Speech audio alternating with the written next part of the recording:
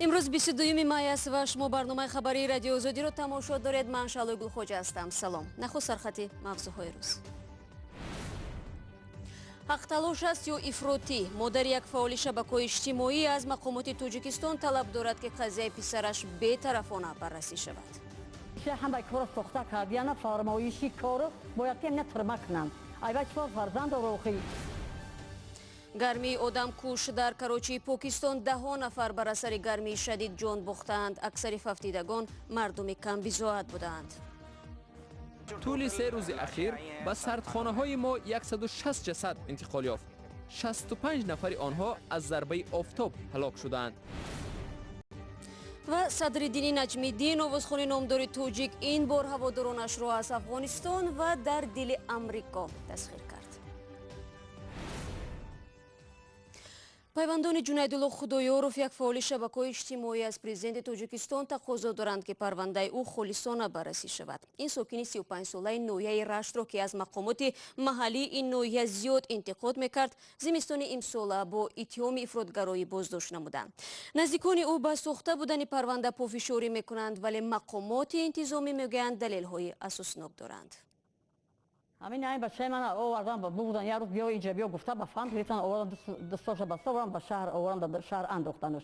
یگان حساب این دلار دفتر اینو کمدی نیافتن. انا با خود سر سوشه همه کار ساخته کردن فرمایشی کارو باید که نترمه کنند. ایوه چه فرزند روخی موجیگل غریب و مادر جنیدالله خدایارف میگوید پسرش را با پرونده ساخته صد میکنند. جنیدالله خدایارف ساکن ناحیه رشت 5 ماه پیش از طرف پلیس بازداشت شده به دوشنبه آورده شد.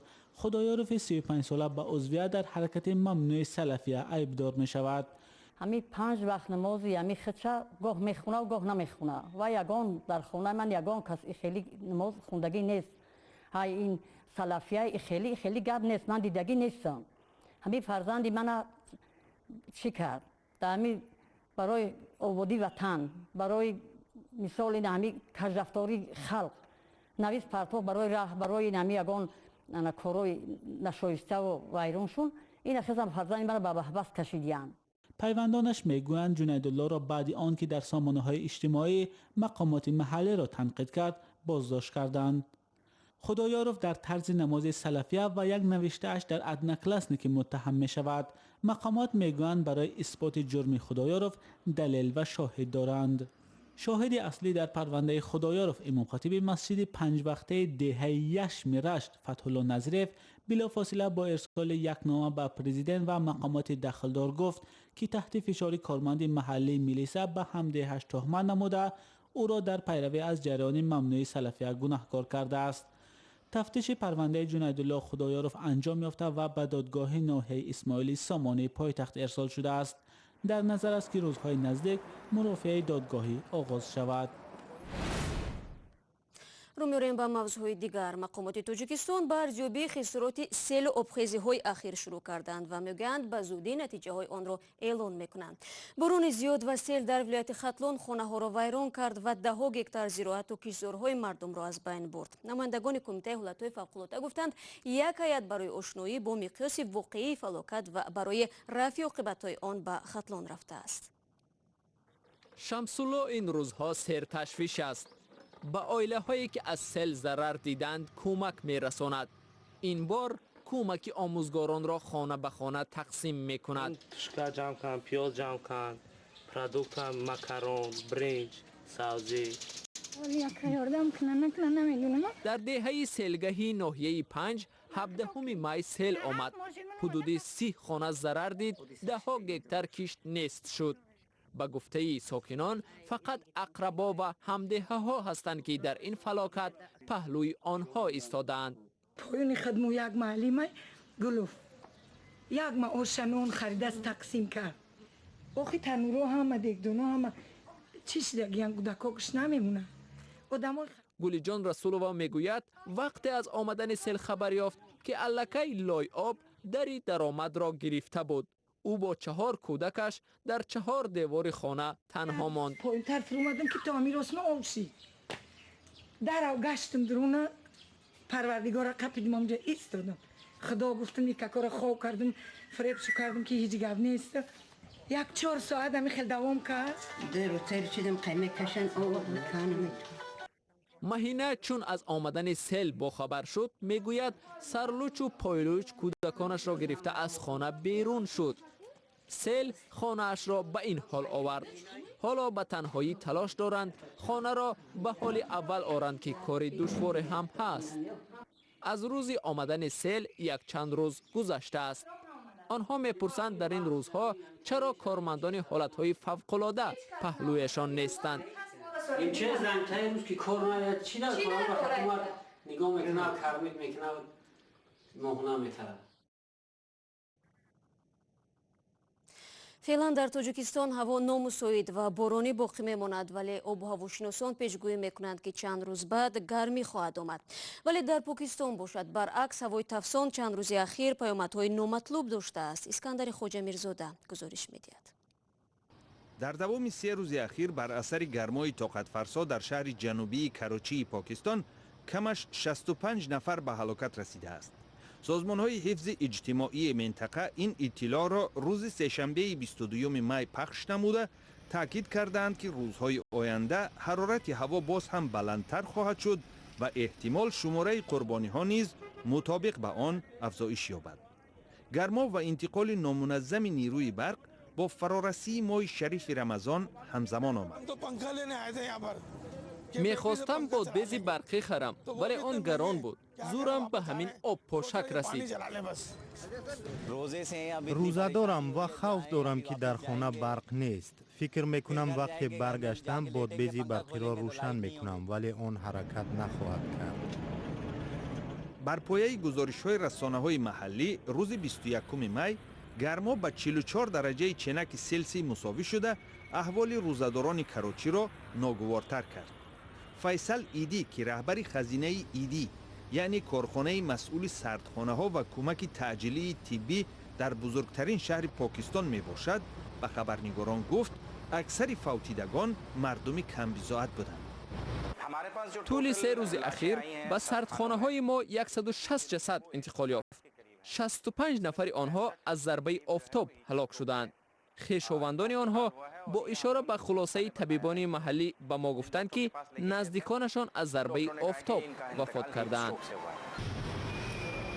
حکومت در این باره شرح نشر نکرده است، ولی مسئول اداره بهداشت ولایت سندھ پاکستان فضل الله پیچوها در صحبت با نشریه انگلیسی زبان داون ابراز داشته است که تا حال یگان نفر از گرما و ضربه آفتاب به هلاکت نرسیده است. در کراچی تخمینا 15 میلیون افراد کمبزاعت به سر میبرند. بسیاری ها در تشویشند که گرمای سال 2015 هم تکرار خواهد شد. آن زمان بر اثر گرما کمش 1300 فرد سالخورده و بیمار به هلاکت رسیده بودند و در سردخانه ها امکان نبود جسدها را جای دهند. برنامه خبری رادیو آزادی را ادامه می‌دهیم. در عرفه آغاز جام جهانی فوتبال 2018 روسیه شرایطی به قیدگیری مکان زیست مهاجران کاری را کمی نرمتر کرد. همکنون مهاجران کاری و شهروندان خارجی در دوام برگزاری چمپیونات فوتبال در روسیه حق دارند تا 3 روز کاری محل اقامت خود را در مقامات رسمی به قید بگیرند. در یک فرمانی که رئیس جمهور روسیه ولادیمیر پوتین سال گذشته صادر کرد، مهلت به قیدگیری محل اقامت مهاجران همگی 1 روز مقرر کرده شده بود. برای تفصیلات بیشتر با همکارم عبدالله اشورف مراجعت میکنیم. عبدالله سلام. تغییرات نو از کی به اجرا می‌دراید و به حیات مهاجران کاری تاجیک در روسیه چه تاثیر خواهد داشت؟ سلام شهلا. تغییرات نو تا 3 روز دیگر به اجرا می‌دارد چون محدودیت در مهلت ثبت نام شهروندان خارجی از جمله مهاجران کاری تاجیک در روسیه از 25 می شروع گشته تا 25 ایول داخل دارد. چون در این مهلت شروع از 14 ایون تا 15 ایول در روسیه جام جهان اوید به فوتبال دایر می شود. در این مدت در 11 شهر روسیه شروع از مسکو تا سنت پترزبورگ و سوچی بازی های فوتبال جریان می گیرند. روسیه سال قبل اعلان کرد که مهاجران در این شهرها باید در دوامی نه بیشتر از 1 شبانه روز محل اقامت خود را به قید بگیرند. این مقررات البته شرایط مهاجران کاری تاجیک را خیلی محدود کرده بود، تا حدی که بسیاری ها میگفتند مهاجران کاری تاجیک نمیتوانند در 1 روز محل اقامت خود را ثبت نام کنند. حتی مقامات تاجیکستان هم ماه قبل از مهاجران خواسته بودند در دوام جام جهانی فوتبال از سفر به این 11 شهر روسیه خودداری ورزند، چون خواسته و ناخواسته قانونهای روسیه را ویران میکنند و احتمال خارج شدن از روسیه با آنها تهدید میکنند. پس آیا در 3 روز عملاً عبدالله یک مهاجر میتواند خود را به قید بگیرد؟ 3 روز نیز خیلی مهلت کوتاه است شهلا، ولی به هر حال شانسی به قید گرفتن محلی اقامت بیشتر می شود. اما طور خود مهاجران میگویند این کار آسان نخواهد بود، چون در مدت 3 روز مهاجران در کشور بیگانه کار دهنده و یا صاحب خانه را باید یابند که راضی می شود آنها را به قید بگیرد. خب عبدالله، تا جای معلوم است این محدودیت در دیگر شهرهای روسیه نیست، پس چرا مهاجران به این شهرها نمی روند؟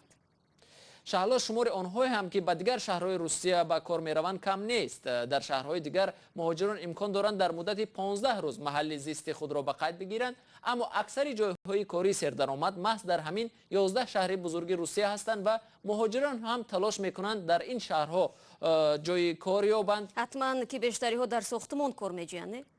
بله، اکثر انشاءات جام جهانی فوتبال از جمله ورزشگاه ها را محض مهاجران ساختند. چند پیش حامیان حقوق روسیه را با آن متهم کردند که در ساختمان های المپیاد سوچی و ورزشگاه های بزرگ جام جهانی فوتبال از مهنت مهاجران استفاده کردند و با آنها مزد معاش شایسته پرداخت نکرده در شرایط غیر بشری آنها را کار می‌فرمایند. تشکر عبدالله برای صحبت. صدردین نجمی‌الدین آوازخوان شناخته توجیکی مدت است امریکا را مکان زندگی و کار انتخاب کرده است که هاست در میان مردم فارس زبان شهرت دارد. چند پیش او در دایره برنامه‌های هنریش در شهرهای امریکا برای مخلصانش از افغانستان کنسرت داد. نجیب خلیل خبرنگار تلویزیونی آشنا نیز در این کنسرت شرکت داشت و گزارش را در این باره از تلویزیون صدای امریکا تماشا می‌کنیم.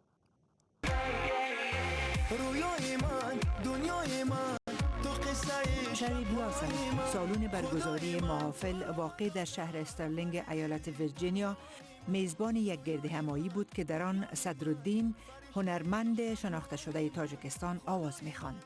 صدرالدین این گردهمایی را خاصتاً برای علاقمندان افغان خود راه اندازی کرده بود. عده کثیر از افغان‌های مقیم ایالت ویرجینیا، مریلند و واشنگتن دی سی برای شنیدن آهنگ‌های صدرالدین جمع شده بودند. صدرالدین که شهرت جهانی دارد در یک خانواده هنرمند به دنیا آمد و از آوان کودکی به موسیقی علاقمند بود. مهر موسیقی از آوان کودکی فکر میکنم از اون وقتی که چشمای ما دنیا را شناخت همیشه موسیقی در خانواده ما بود و همیشه اهل فامیل با هم جمع میشدیم، تلویزیون میدیدیم، موسیقی هایی که پخش میشد زیر این موسیقی ها خرسندی میکردیم و شادی میکردیم. صدرالدین در رشته موسیقی تحصیلاتش را به درجه عالی رساند. او میگوید به روش موسیقی احمد ظاهر هنرمند فقیر افغان سخت علاقمند بود و به همین دلیل بیشتر آهنگهای او را میسراید. این هوای موسیقی که در دل من از وقتی که من چشم دنیا را دید علنگه زده بود و باز هم به شبهه بزرگی مکتب احمد ظاهر و کرامت الله قربان تاثیر بی اندازه در هنر من گذاشتن که من امروز پیروی هنری آنها خود را می حسابم و زهره هم باشد اگر راه خود را پیدا کرده باشم، یعنی خوشبختی من است. صدرالدین در ابتدا خودش آهنگای خود را می ساخت. اکنون آهنگسازان تاجیکی، افغانی و ایرانی همراهش همکاری دارد. او بیشتر اشعار جامی، حافظ، رودکی، خیام، لایق شیرالی و یک عده شاعران دیگر را سروده است. اگر خبر نداری از دل من بدون من عاشق و مستی تو هستم. نگاهت میکنم هر جا که باشی تو را من بی بهانه میپرستم. سفر میکنم هر بار در هوایت با امیدی که باشم هم صدایت.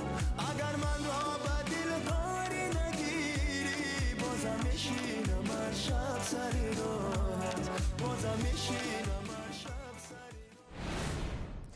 با این آهنگ دلنشین صدرالدین برنامه را انجام میدیم. تشکر میگویم که تا به آخر برنامه ما را همراهی کردید. تا 24 ساعت دیگر که ما به استودیو برمیگردیم از وبسایت رادیو آزادی استفاده کنید. تا فردا خدا نگهدار.